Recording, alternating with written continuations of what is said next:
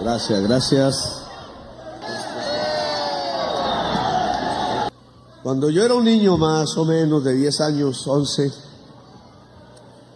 por ahí cuando llegaba a Ciénaga de Oro, Córdoba, escuchaba y veía por allá están mis paisanos, veía afiches donde se pregonaba la necesidad de ponerle un salario a los cosecheros del algodón que en ese entonces pululaban. Oía a mis tíos hablar sobre la gran toma de tierras que desarrollaba el campesinado del departamento de Córdoba y del departamento de Sucre. Pensaban que iba a haber una revolución, me decían ellos. Yo no la sentía en Bogotá, en las tierras frías, pero aquí era palpable. Años 70, años 71. Cuando se creó la Alianza Nacional de Usuarios Campesinos, la asociación, la ANUC, cuando se creó un enorme movimiento campesino que salía a las carreteras por decenas de miles a exigir la reforma agraria que había intentado construir Carlos Lleras Restrepo, que venía de una larga discusión por allá en el año 48, que Gaitán levantó esa bandera, en el año 36, que el presidente de esa época, Alfonso López Pumarejo, trató de volver realidad a través de la reforma constitucional a la Constitución de 1886. Y más atrás aún, prácticamente los 2 siglos de la historia republicana de Colombia han estado cruzados por la demanda sobre la tierra, tierra que era de los indígenas antes que llegaran los españoles, tierra que los indígenas no veían como propiedad privada, sino como la tierra madre de la vida, de la cultura, del desarrollo de todo lo existente. La conquista, la esclavitud cambiaron esa visión de la tierra. Y hoy pasamos a la situación en la cual estamos. Una distribución profundamente desigual de la tierra fértil. Fundamentalmente en el Magdalena Medio y en la costa caribe colombiana. Estaba mirando las estadísticas del DANE sobre disminución de la pobreza y específicamente la de la pobreza extrema, la gente más pobre de los pobres. En la pobreza en general hemos tenido éxitos. Más o menos 2,5 millones de personas han salido de la pobreza en los 2 años del gobierno hasta finales del año 2024. Esperamos que sean más este año y más el año entrante. Ya no nos queda sino 1 año exactos. Pero indudablemente, si no pasa nada anómalo y hay gente que quiere que pase, desfinanciarnos, quitarnos las posibilidades, tumbar decretos, tumbar leyes, congelar leyes como la pensional, cuando se ha aprobado 2 veces en el Congreso de la República, hablar de fuera y fuera y fuera, como si fuera delito el haber planteado una reforma agraria de nuevo en Colombia, como si fuera delito el que hubiera una pensión universal para las personas, como si fuera delito el que el trabajador y la trabajadora tuvieran un salario más digno, como si fuera delito defender el territorio, etcétera. Pero esas estadísticas que nos muestran una disminución sustancial de la pobreza en general, es más débil cuando hablamos de los pobres, los más pobres de los pobres. La pobreza extrema. Y aunque la prensa no dedica mucho su tiempo a este tipo de análisis, yo me puse a mirar el cuadro de la disminución de la pobreza extrema que en la mayoría de los municipios hemos logrado, pero hay unos que no, hay unos que aumenta. Y ese análisis le permite a uno unas conclusiones, una política pública, rehacerla o volverla más profunda. Estuve mirando en las 2 vertientes, por el lado de las ciudades y por el lado de los campos, que llaman rurales y cabeceras dispersas, aldeas, corregimientos, etcétera. Por el lado de las ciudades es interesante el análisis. Aquí poco importa, porque no estamos precisamente en una gran ciudad, pero es importante comunicarlo a la opinión pública. La ciudad que más rápido, que más profundamente hace caer la pobreza extrema se llama Bogotá, la capital precisamente. Se desató un debate por ese hecho, que quién es el que logra ese resultado, si el alcalde o la presidencia. Para mí todas son las culpas. Cuando se habla de pobreza multidimensional en general, la labor es del alcalde. Tiene que ver con la pavimentación de las calles, tiene que ver con los servicios públicos que son municipales, etcétera. Pero cuando se habla de la pobreza económica, la responsabilidad del gobierno nacional. Y entonces aquí levantamos una bandera de victoria, porque si uno observa, si se divide, y discúlpenme en estas matemáticas, ahora me critican que haga matemáticas en los discursos, pero si cogemos el 100% de la población y la dividimos en 5 grupos iguales de población, queda de a 20 cada grupo, si la población fuese 100, se le llama quintiles. Quintil 1, ese 5% más pobre, quintil 2 menos pobre, quintil 3 más o menos clase media, trabajadores más bien, asalariados, quintil 4, ahí sí, algo de clase media, quintil 5, los más ricos. No los ricos de los ricos, esos ni viven en Colombia. Ya a través de los medios de comunicación ayer nos expresaron que prefieren repetir los editoriales del Perú que defender a Colombia. Son apátridas. No lo podía creer. Yo dije, pues hasta el odio, hasta Petro lo entiendo, porque no soy de su club. Pero de ahí el odio a Colombia, a que defienda su territorio. Y entonces ponen a hablar la voz oficial del Perú, que obviamente no está de acuerdo con lo que decimos, como si fuera la voz oficial del periodismo colombiano. Ahora sí entiendo por qué perdimos a Panamá. No me había dado cuenta, pero es por eso. Ahora sí entiendo por qué perdimos los monjes y por qué perdimos buena parte de la selva amazónica hacia el Brasil y hacia el mismo Perú y el Ecuador, etcétera. Ahora sí entiendo por qué perdimos el mar de San Andrés. Fue este gobierno el que detuvo la pérdida del mar de San Andrés. Tocó casi un siglo, más de un siglo, 2 siglos de vida republicana perdiendo territorio. Y solo hasta este gobierno es que detenemos la pérdida del territorio. Y ahora nos insultan desde la prensa colombiana porque lo estamos haciendo. Pero vuelvo al tema. 5 quintiles de población numéricamente igual en cada uno, de pobre a rica. Quintil más rico es el 20% de la población total más rica. Es decir, ahí está prácticamente toda la clase media alta y otra. Bien, ¿cómo crecieron los ingresos en estos 2 años? Y aunque no tengo el cuadro aquí, lo reproduje en la televisión. El primer quintil, el más pobre, crecieron los ingresos 2.9% real anual.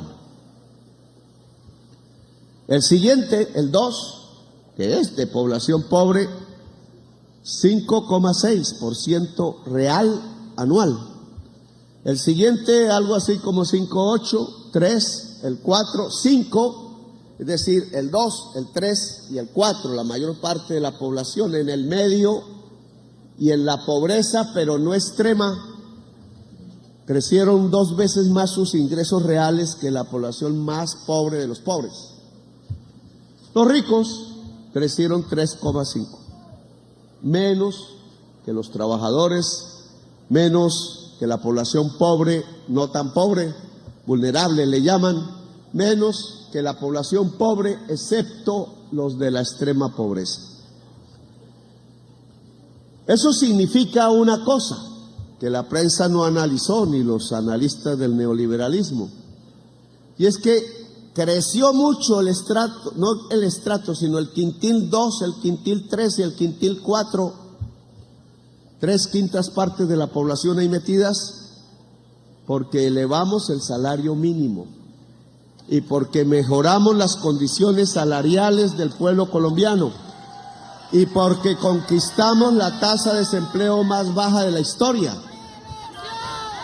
Y eso redundó en que disminuimos la pobreza al nivel más bajo también de la historia estadística. Miren esas medallas que nos vamos poniendo, pero que obviamente una parte de la población no reconoce. Bajamos el desempleo como nunca antes en la historia. Bajamos la pobreza como nunca antes en la historia.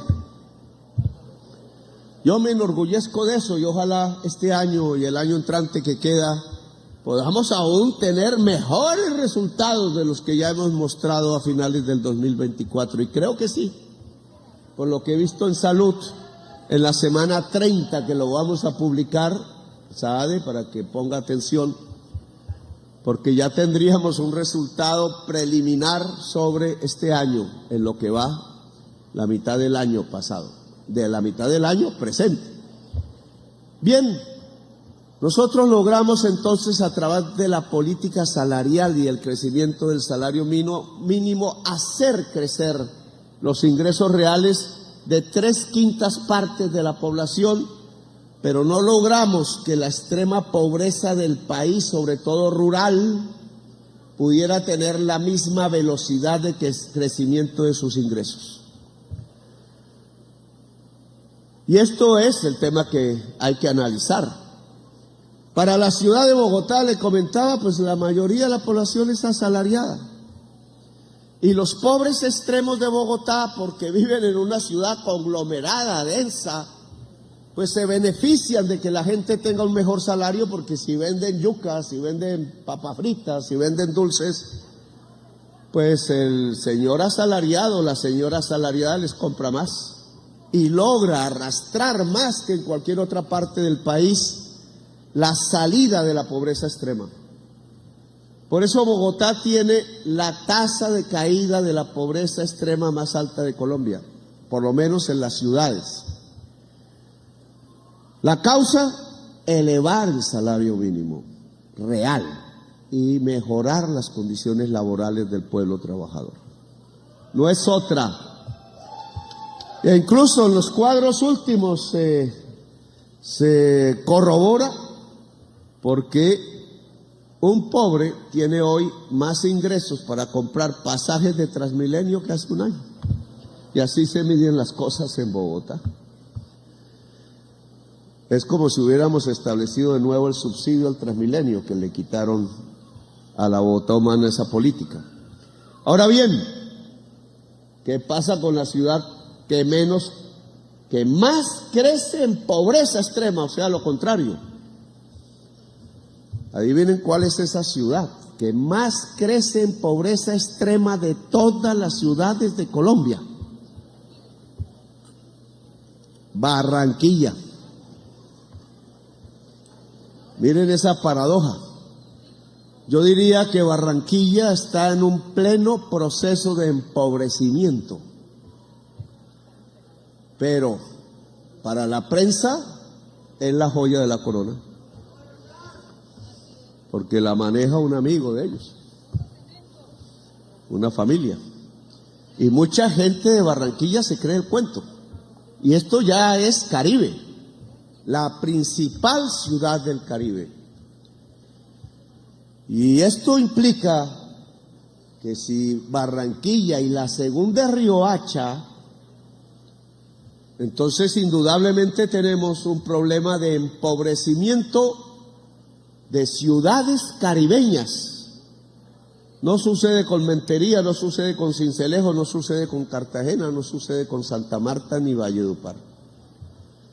Pero Barranquilla se ha ganado el premio del empobrecimiento en Colombia al elevar la pobreza extrema más que cualquier otra ciudad de Colombia. La mayoría la disminuyeron y ya saben ustedes cuál la disminuyó más y por qué.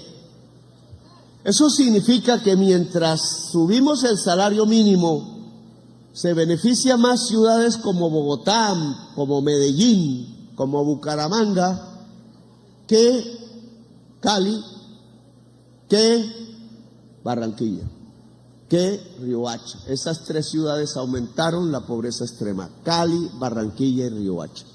Ahora concentrémonos en la costa, en el Caribe, y veamos el otro lado, el mundo rural, que nos convoca aquí.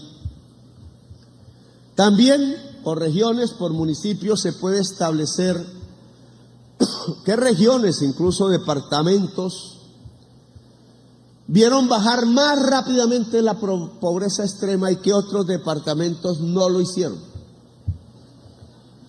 Y entonces mira uno cuadro, ¿y cuáles salen? Hubiéramos podido traerlos, ¿sabe? Porque a veces eso sirve para mostrarlo aquí en las pantallas. Pues los que mejor le fue en el mundo rural es al Tolima, al Huila, a la zona cafetera, al Meta, y no recuerdo otro departamento. Es decir, donde la agricultura, la tierra se usa productivamente.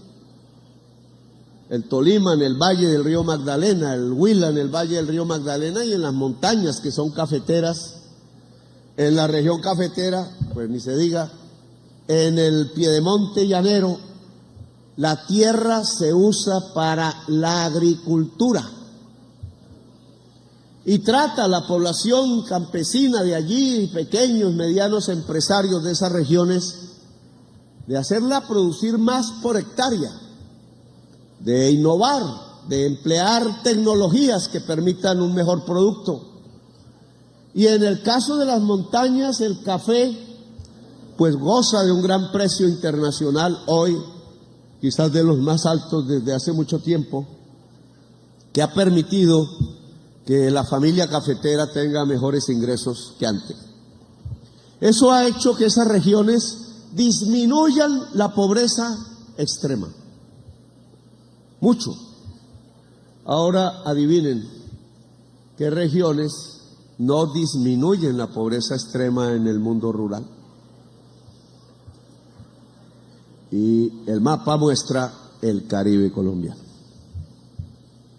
Entonces tenemos ciudades, Barranquilla y Riohacha, donde crece la pobreza extrema, y tenemos un campo donde en algunas regiones se estanca, en otras crece la pobreza extrema.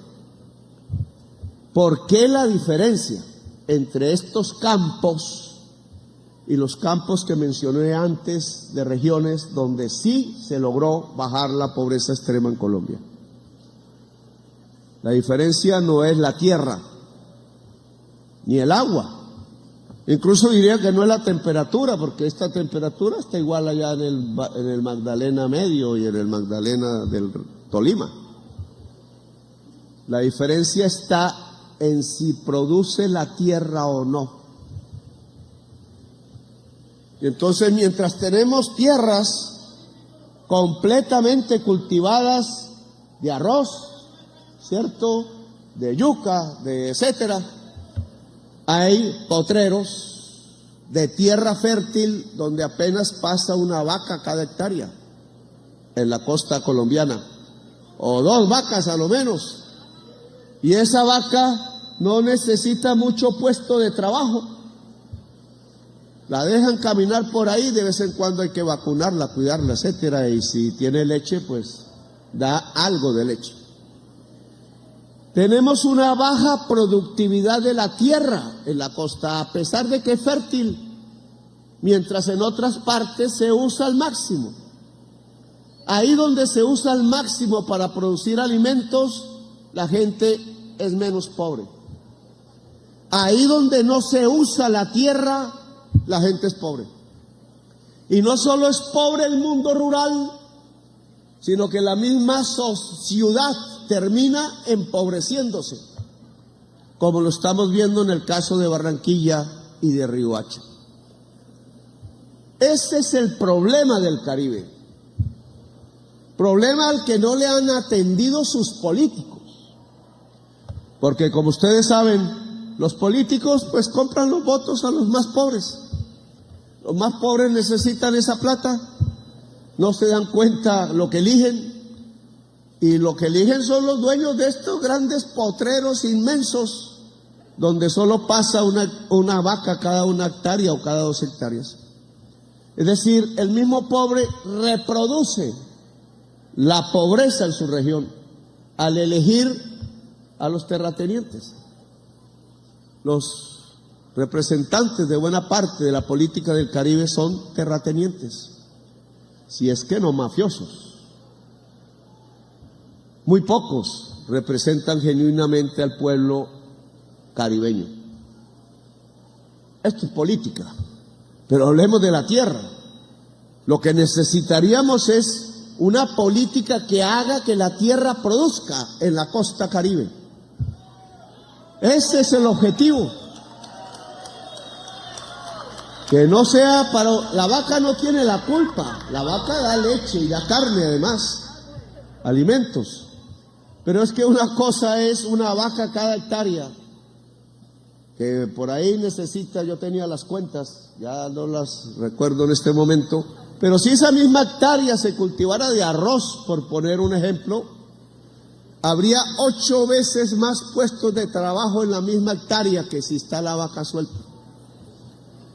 La agricultura da más puestos de trabajo, y si hay más puestos de trabajo, pues hay más riqueza, porque la riqueza no es ganar la lotería, la riqueza no es que cae billete del aire, aunque a veces algunas avionetas lo tiraban en las corralejas. La riqueza es el trabajo. Y si los recursos que tenemos, el agua, porque todo el agua de Colombia viene a parar al Caribe, incluso en forma que causa daño en los inviernos. Y la tierra del Caribe colombiano es quizás la única tierra fértil que hay en todo el Caribe, excepto Cuba y alguna otra isla. Es decir, que esta debería ser la despensa alimentaria de Colombia y del Caribe mismo, exportando alimentos y quizás más allá. Pero la tenemos desocupada. Esa desocupación de la tierra es por un problema político y social. Quienes tienen la tierra en el Caribe no producen, no les interesa producir, excepto algunos bananeros por ahí, algunos palmeros, algunos maiceros. Pero en general, el poseedor de las tierras en el Caribe es un testaferro, lo vimos aquí. Por eso podemos entregar tierra cuando los procesos judiciales descubren el testaferrato o la posesión de la tierra en manos ilícitas, o en general es de una persona que cree que la tierra es sinónimo de poder, no de producción. Y entonces amasa y amasa tierra, incluso mata por amasar tierra, como pasó en las pasadas décadas, solamente porque cree que entre más hectáreas tenga, más poder tiene. Es el poder en su municipio. Los concejales le tienen miedo, le dicen patrón. Cuando llega el avalúo catastral, los concejales no elevan el impuesto predial al gran hacendado, cuando eso iría a pagar profesores y médicos para el municipio, o los caminos que aquí se habla, porque el municipio sería más rico si le cobra los impuestos altos al terrateniente que no cultiva su tierra, que es la mayoría. Pero el concejal le da miedo, porque además el terrateniente puede llegar con su revólver y lo pone encima de la mesa, si es que es revólver, porque ahora usan fusiles. Y entonces es ahí el problema de la pobreza en la costa, en el Caribe de Colombia. Hay que hacer entonces que la tierra la tengan quienes quieren producir alimentos. Ese es el punto. Y obviamente pueden ser empresarios medianos, sí, incluso grandes, pequeños empresarios, pero la fuerza social que se ha construido históricamente en Colombia para producir alimentos se llama el campesinado. Y por eso cuando era niño y les contaba lo que veía en Ciénaga de Oro, pues ese movimiento campesino estaba y tenía la razón al intentar coger la tierra, porque decía que la tierra era para el que la trabajaba. Porque así, si hubieran tenido éxito, hoy el Caribe colombiano sería un Caribe industrializado y rico, y exportaría, y sería quizás la región más rica de Colombia. Y no lo es, compite con el Chocó en la pobreza. Es ahí donde está el problema. Y en el gobierno entonces quisimos intentar un cambio. Que el campesinado tenga la tierra. Problemas que hemos tenido. El Congreso no aprueba las leyes, pero ¿cómo va a aprobar el Congreso las leyes si su mayoría es de terratenientes? Los mismos campesinos votan por el terrateniente y así nos fregamos. Y entonces hunden los proyectos de ley que tienen que ver con la posesión de la tierra en manos del campesinado. Hasta, creo que el año pasado fue, o el año antepasado, se pudo aprobar una reforma constitucional desde el año 91, en donde por primera vez aparece la palabra campesino en la Constitución de Colombia. Si ustedes se leen la Constitución del 91 original, y hay que leerla, no es muy larga, no aparece la palabra campesino, aparece la palabra trabajador agrario, que no es exactamente lo mismo. Trabajador agrario es un asalariado del campo, es un obrero de alguna plantación por allí, de banano, por ejemplo. Pero un campesino no es un obrero. Un campesino es un ser libre de salario que quiere ganarse la vida a partir de los ingresos que le da su propio trabajo trabajando la tierra. Ese es un campesino, una campesina. Y no aparece, costando de millones de familias, no aparece en la Constitución de Colombia hasta el año pasado o antepasado, cuando se creó un artículo que le da derechos al campesinado. El problema de 2 siglos, entonces, hacer una reforma agraria, no se ha resuelto.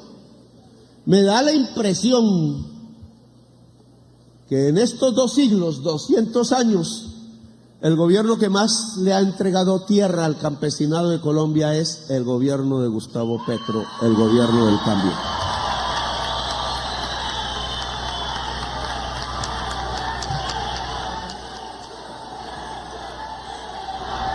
Me da la impresión. Yo creo que la silla vacía va a ser ahí el cálculo, porque siempre lo hace. A veces mete las patas, uno no se puede quedar contestándoles. Pero podría comparar con Carlos Lleras Restrepo, que lo intentó, y ver hasta dónde llegó él y cómo vamos nosotros. La competencia es entre esos 2 gobiernos.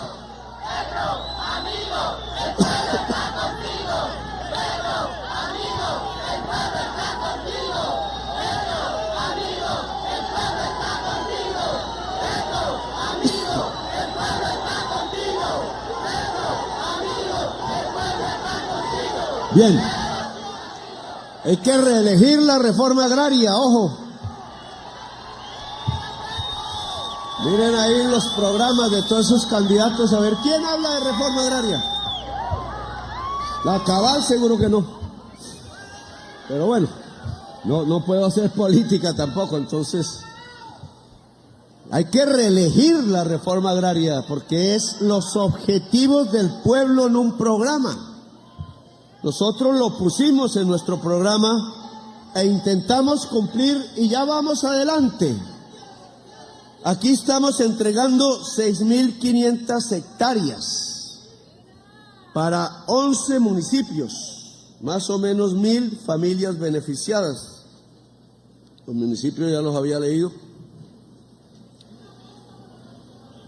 1.000 familias da 6,5 hectáreas por familia. Si la tierra es fértil, no hay que meter 2 vacas ahí, ojo, porque no cambiamos nada. Y el campesino termina empobreciéndose, porque apenas tengan terneros o terneras, no caben. Y entonces de eso no se vive. Hay que vivir de la agricultura. Y este es uno de los temas reto que el Ministerio de Agricultura tiene en el departamento de Córdoba y en general en las zonas de reforma agraria. Porque tenemos éxitos, pero también unos retos y no queda sino un año. Y quiero advertirlos aquí. Hoy entregamos 6.500 hectáreas en Córdoba. En total, hasta el momento, en Córdoba han sido compradas, ojo, no entregadas necesariamente, y esto quiero que lo diferencien. El gobierno tiene un primer proceso, sin el cual no se puede hacer reforma agraria, que es tener la tierra, sea comprándola, sea por procesos judiciales de baldíos, porque se habían robado los baldíos, sea por procesos judiciales en general, cuando hay falsos títulos, etcétera. En Córdoba, entonces, ya alcanzamos 38.000 hectáreas. Yo le había pedido a Harman 100.000 hectáreas. Así que tenemos un reto todavía por delante. Pero 38.000 hectáreas indudablemente es una cifra importante. Pero una cosa es tener la tierra y otra cosa es entregarla al campesinado. Y otra cosa es que el campesinado con la tierra pueda producir alimentos. Y otra cosa es que pueda venderlos a buen precio, etcétera. Ese es el problema, digamos, de todo el circuito mercantil de la agricultura en Colombia. Si nosotros miramos este tema nacionalmente, y no alcancé a dar estas cifras ni en el Congreso de la República el 20 de julio, ni en mi alocución hace 2, 3 días, porque no me alcanzó el tiempo, pero entonces aquí sí quiero darlas. Nosotros hemos logrado unas metas, o hemos logrado parte de las metas que nos hemos propuesto para la agricultura. La agricultura en Colombia viene creciendo como los chinos, no la población, sino su economía. Tasas chinas de crecimiento en la agricultura en el tiempo que hemos transcurrido aquí.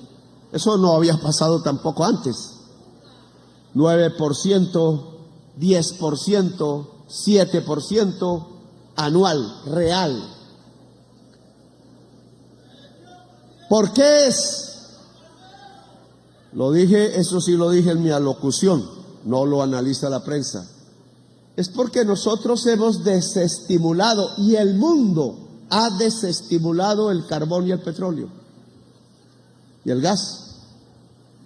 Y entonces ese boom del que vivía una parte de la sociedad colombiana muy pequeña y el Estado se ha desinflado y permite, por un problema económico, que entonces surjan las ramas de la economía real. A eso se le llama deshacer la enfermedad holandesa. A ver, pongámoslo, Raúl le gustan esas cosas teóricas. Este gobierno ha deshecho la enfermedad holandesa en Colombia. La enfermedad holandesa es una teoría económica que dice que si un país tiene un boom exportador, se especializa en eso que exporta como boom. Nuestro boom exportador en los últimos 40 años era los hidrocarburos, petróleo y carbón, e ilegalmente la cocaína. Y entonces en estas décadas, 40, 50 años, nos hemos venido especializando en petróleo y carbón. Todas las líneas férreas solo transportan carbón. Los tubos transportan petróleo, los puertos prácticamente lo único que hacen es exportar petróleo y carbón. El ejército le pagan por cuidar los tubos del petróleo y el tren del carbón. De eso ha vivido el Estado, ciertamente, pero no hay puestos de trabajo suficientes en el petróleo ni en el carbón. Un gran hueco en La Guajira, otro en el Cesar, y unos pozos que tienen trabajadores, pero no son muchos. Y entonces ese boom exportador es de poca intensidad de trabajo. Pero al mismo tiempo que hay ese boom, entonces todo se va especializando alrededor de ser petroleros, de ser carboneros, y en la ilegalidad de ser traquetos. Y esa se volvió nuestra sociedad en los últimos 50 años. Los campesinos resistieron, pero cada vez menos. Los productores industriales cada vez menos. Todo lo que no fuera carbón, petróleo en lo legal, o cocaína en lo ilegal, y marihuana y oro ilícito, fue lo que tuvo éxito, y lo demás fue arruinándose. Pero en lo demás era donde estaban los puestos de trabajo, en la agricultura, en la industria, en la manufactura, en las confecciones, en el calzado, en cultivar la papa, en cultivar el café, en cultivar el arroz, la yuca, etcétera. Y entonces hicimos una gran bobada en estos 40 años. Sí, nos llenamos de dólares, que quién sabe para dónde se fueron. Duque debe saberlo. Pero entonces, Duque recibió, nos dejó más endeudados.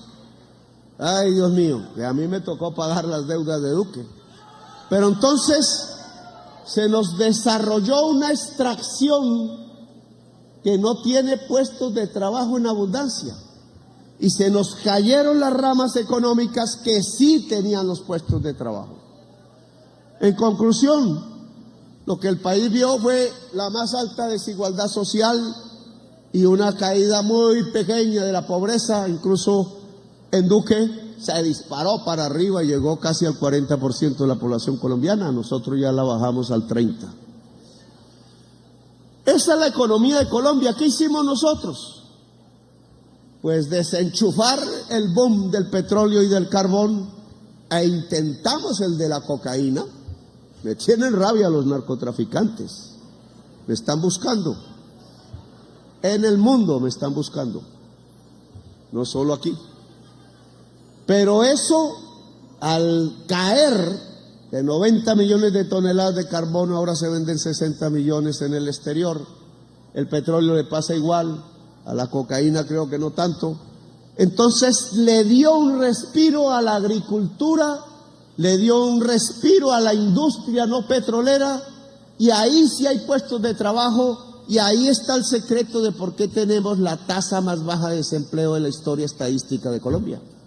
Es que deshacimos la enfermedad holandesa. Ahora no somos tanto petroleros, no somos tanto carboneros, incluso al carbón ya le ganó el turismo. Turismo extranjero, que puede crecer más, y ese es uno de nuestros objetivos. Y aquí debería estarse pensando, alcalde, con los otros alcaldes, las bellezas del territorio, cómo podrían atraer turismo. Porque es una fuente de ingreso, llega el dólar de afuera y se reparte entre la población, no queda concentrado en el dueño de un gran hotel de esos que se hacían antes. Pero aquí lo fundamental es entonces que disparamos la agricultura y la industria, apoyando a la agricultura, sobre todo. La industria viene creciendo más lentamente. Entonces logramos las tasas que les comentaba de 9% anual real, 10% anual real, 7% anual real y otra vez 7% anual real en lo que va este año. Y por eso los departamentos del Meta, del Tolima, del Huila, de la región cafetera, de parte del Cauca, se han enriquecido más. Pero aquí todavía no. Y entonces tenemos que acelerar el paso. ¿Cuáles son nuestros problemas? Vamos a ver estas estadísticas. Hay un punto del acuerdo de paz de Santos y la FARC que dice formalización de tierras, titulación. No es reforma agraria, es el campesino que ya está en su tierra, pero no tiene título sobre ella, o el resguardo indígena o la comunidad afro. No tiene el título y entonces no puede usarla para créditos y cosas por el estilo. Nosotros, el gobierno Santos tituló 875,000 hectáreas. El gobierno Duque tituló 1,072,000 hectáreas. Y en lo que va, todavía nos falta, el gobierno mío lleva 1,718,000 hectáreas. Estamos alcanzando, aún sin acabar el gobierno, la suma de los dos anteriores gobiernos en titulación de tierras. Cuando vamos al tema gestión, es decir, cómo tener tierras en el Estado para repartir, entonces el total de las tierras gestionadas, es decir, lo que ya tenemos en el Estado, llega a la cifra de 647,747 hectáreas para repartir. 647,747. Duque solo consiguió, creo que 13,000 y Santos 8,000 hectáreas. Nosotros 647,747 hectáreas. Hemos comprado o están comprometidas de esas, la mayoría. Han sido compras a el Estado mismo, como las hay, y ahora vamos a firmar el decreto para que pueda ser más rápido, más la cantidad de tierras. Podríamos llegar al 1,000,000. Con este decreto podemos llegar al 1,000,000. La Corte nos impidió un poco el tema en víctimas. Que no vi, porque si nosotros compramos las tierras que entregaron los paramilitares a la unidad de víctimas, entonces usted tiene más plata para entregarle a las víctimas. Y es un gana-gana, porque la tierra que nosotros compramos entonces va para el campesinado, entonces se beneficia el campesinado y las víctimas, que muchos son también campesinos. Esta cantidad de tierras, entonces, viene nuestro reto. De esas 647,747 hectáreas, se han entregado al campesinado 249,000 hectáreas. Es decir, hay centenares de miles de hectáreas que aún están en manos del gobierno. Ojo, Harman, porque no quisiera ver que esas centenares de miles de hectáreas pasen por allá. Ojalá al que vaya o a la que vaya a seguir la reforma agraria, porque si no, se la devuelven al narcotráfico, a la politiquería o a los amigos del presidente. Ojo, hago constar que yo no tengo ni 1 metro cuadrado de tierra que no sea de mi casa. No soy hacendado, no me dicen patrón, ni quiero que me digan patrón, porque prefiero vivir en el mundo del trabajo, no en el mundo de los patrones. Soy compañera.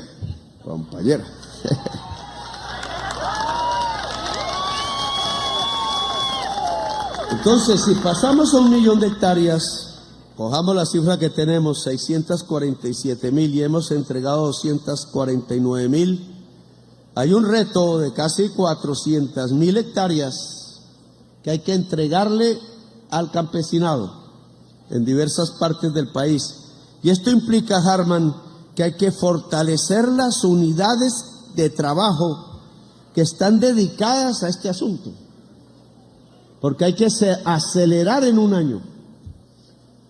No sé si multiplicar por 2, por 3, trabajar en 2 turnos, 24 horas al día, etcétera, pero no me vaya a dejar esta tierra guardada. Ojo. Y aquí no es solo responsabilidad de Harman, sino que aquí es donde se necesita el movimiento social. Se necesita para muchas cosas, pero aquí es fundamental, porque se necesita movimiento campesino. No hay reforma agraria si no hay movimiento campesino. Si no, es una idea romántica de uno que se pierde fácilmente. Solo si hay movimiento campesino es posible no solamente hacer, sino mantener la reforma agraria. Porque la pueden devolver, como ya hemos visto en este mismo departamento de Córdoba. Después de los 70s, cuando yo veía las tomas, pues fue la masacre. La masacre empezaron por lo que se llamaban los baluartes rojos, que habían fundado Juana Julia Guzmán, el Boche, Fernández era el apellido de él. Máximo es de una generación siguiente. Máximo es de mi generación. El del indio cholo, pelo liso, ¿cómo es? Eso, pelo liso, ¿no es? Bueno, ya devolvieron la tierra a los terratenientes en su mascarón de narcotraficantes en los años 90, después de la constituyente. Y hoy estamos de nuevo iniciando un proceso de reforma agraria que no debe terminar. Solo van 4 años, la reforma agraria dura más. Y por eso hay que reelegir la reforma agraria. Y aquí el alcalde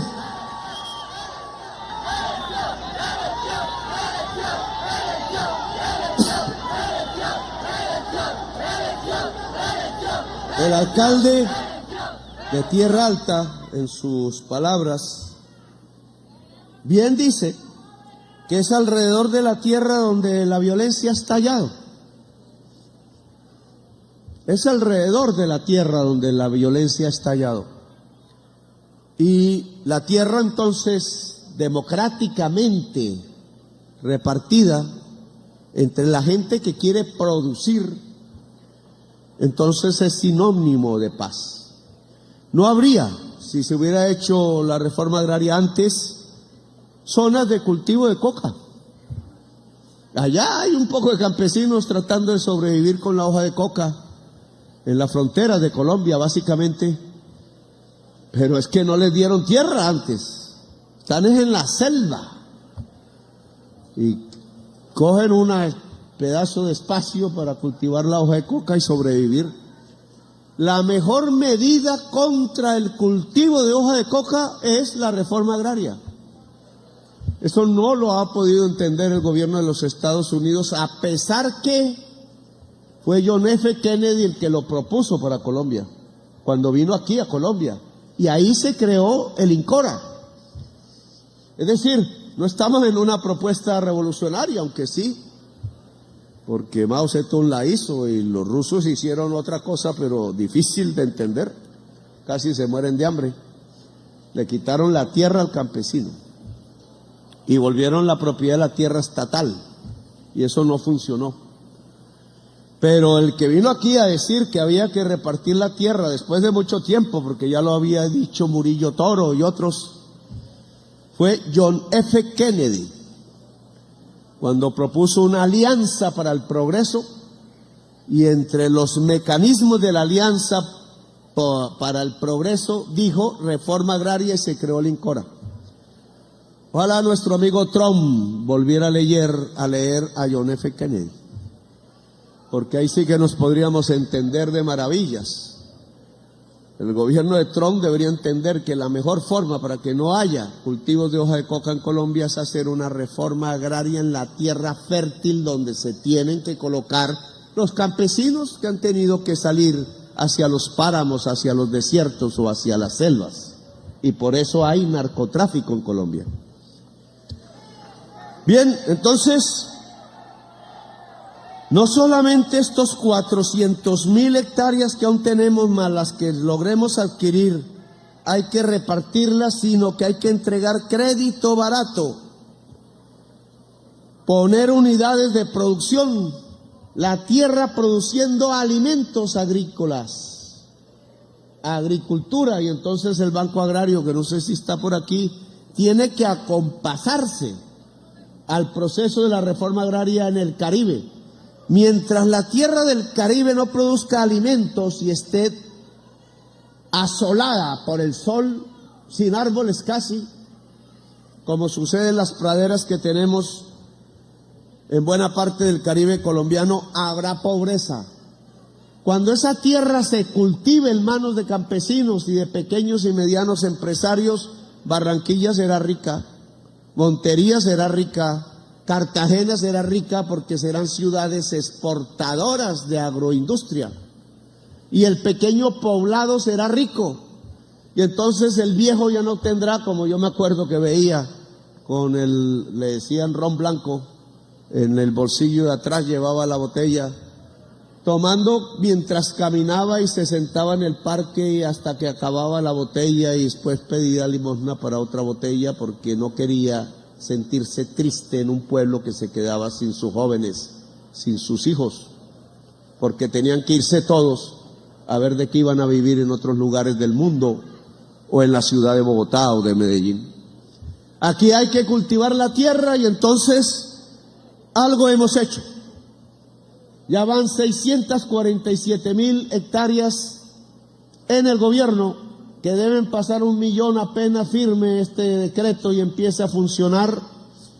Pero la gran estrategia y el reto consiste en que ese 1 millón de hectáreas que en este gobierno se van a tener, se puedan entregar a la familia campesina en todos los lugares de tierras fértiles de Colombia, y se le pueda ayudar a esa familia campesina a cultivar. El alcalde de Tierra Alta entonces tuvo razón. La tierra es la paz. Y aquí estamos haciendo paz, no guerra. Y usted habla del actor armado que hoy hay en el territorio de Córdoba en general, Urabá, Sucre y otros, Bolívar. El autodenominado ejército gaitanista. A mí particularmente no me gusta que cojan el nombre de Gaitán. Yo creo que él pensaba otras cosas. Pero le quiero informar, alcalde, y a la población que hemos iniciado conversaciones fuera de Colombia con el autodenominado ejército gaitanista. He iniciado varias. Yo no me canso de hablar. Me dicen que soy un poco pendejo. Pero hemos incautado más cocaína que cualquier otro gobierno. Todos los días. Estamos tratando de quitar las finanzas que hacen arder la violencia en muchas regiones de Colombia. Y la condición para hablar, la condición para hacer un trato que tiene que ver con el mundo jurídico, por eso se llama sociojurídico, no depende tanto de mí depende lo socio, la sociedad en el territorio, su riqueza alternativa, pero lo jurídico es independiente al gobierno. Se ha presentado un proyecto de ley que ojalá el Congreso de la República estudie a profundidad, porque no es más sino elevar a los delitos, incluso graves, la justicia restaurativa. Es decir, ese proyecto no es más que el mismo que discutimos cuando se hablaba de la Ley de Justicia y Paz, cuando estaba Santa Fe de Ralito, aquí cerca, en funcionamiento para el campamento, la concentración de los paramilitares. Verdad, justicia y reparación. Verdad, justicia y reparación. Verdad, que todavía se necesita, incluso de los paramilitares antiguos, llamémoslos. Toda la verdad. Se ha quedado una verdad enmochilada por ahí. Y ya vemos las consecuencias de enmochilar la verdad. Se han quedado unas tierras enmochiladas, sea porque quedaron en manos de ellos, sea porque se las robaron los políticos y entonces no llegaron a las víctimas, que era el propósito de la ley. Se ha quedado, por tanto, enmochilada una reparación y por tanto sí es cierto que hay que darle un paso final al acuerdo que se hizo en el gobierno de Uribe, que yo critiqué, pero que la Corte Constitucional mejoró sustancialmente. Apenas mejoró la Corte Constitucional el proceso, entonces se extraditaron a los paras. Eso sí fue un poco raro. Pero hay que terminar el proceso. Pero inician otros. Y ya no estamos hablando de los mismos actores de la violencia de hace 30, 40 años, eso pasó. No es lo mismo hoy. Hoy estamos hablando de economías ilícitas propiamente. Cocaína, la más grande quizás. Y entonces sobre eso hay que hablar en las mesas de negociación. Si es posible en Colombia desmantelar pacíficamente el narcotráfico para que haya paz. Y puede ser romántico, sí, cierto. Pues Trump ya está diciendo que manda sus aviones a bombardear y nos toca pensar, capitán, qué vamos a hacer, porque entonces él va a venir a bombardear Colombia. No lo hacemos nosotros porque ya mataban los niños debajo de las bombas. Y ahora va a venir él. Un problema de discusión nacional. No me voy a pronunciar aún, pero la soberanía nacional existe. Y yo prefiero hablar y coordinar que imponer. Eso no se puede imponer. Ya lo sabemos, llevamos 50 años en las mismas. 50 años y va 1 millón de muertos asesinados en América Latina, toda. 1 millón, una guerra. No puede ser. Por tanto, estas conversaciones que se han iniciado y que deben tener una zona de concentración y que deben tener unos propósitos sociales, sí, en los territorios, pero también unos acuerdos jurídicos que se deben establecer con la Fiscalía, en primer lugar, con los jueces, pueda dar el primer anuncio a la humanidad de que un país se puede desnarcotizar, puede alejarse de la violencia y puede construir la paz. Ese acuerdo, si se hace, o ese proceso, debe entregarle tierras al campesinado de Córdoba. Ojo. Porque ahí hay tierras también, las mismas de antes. Muchas de las haciendas paras están ahora en manos del autodenominado ejército gaitanista. Entreguen la tierra al campesinado. Desmantelemos la economía ilícita, así sea por zonas. Y estudiamos.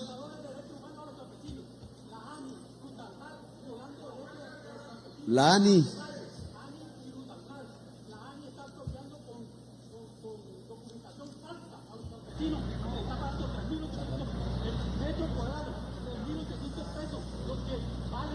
Más un tinto que lo que está pagando la ANI uno. Bueno, vamos a mirar el asunto ahí para que anote. Saade le toca anotar. La carretera al mar. Ruta al norte. La que va paralela a la costa. Medellín, Cartagena. Ah, Medellín, Cartagena, ya. Bueno, vale. Ahí vamos a verlo. Bien, entonces, al pueblo de Córdoba, que estas 6.500 hectáreas se vuelvan maíz, yuca, plátano, alimentos, arroz, papaya, sandía, etcétera. Que podamos alimentarnos. El campesinado es la fuerza de la vida. Les agradezco su presencia aquí en este recinto. Y Harman, espero que hagamos una reunión para entregar las 100.000 hectáreas en el departamento de Córdoba al pueblo campesino. Vamos a firmar el decreto, ojo, para poder llegar al 1.000.000 de hectáreas para la repartición al campesinado. Presidente, le invitamos a firmar el decreto por el medio del cual se reglamenta la transferencia de activos estratégicos administrado por la Sociedad de Activos Especiales a otras entidades públicas para contribuir a la ejecución de las políticas públicas. En este momento el señor Presidente de la República firma el decreto.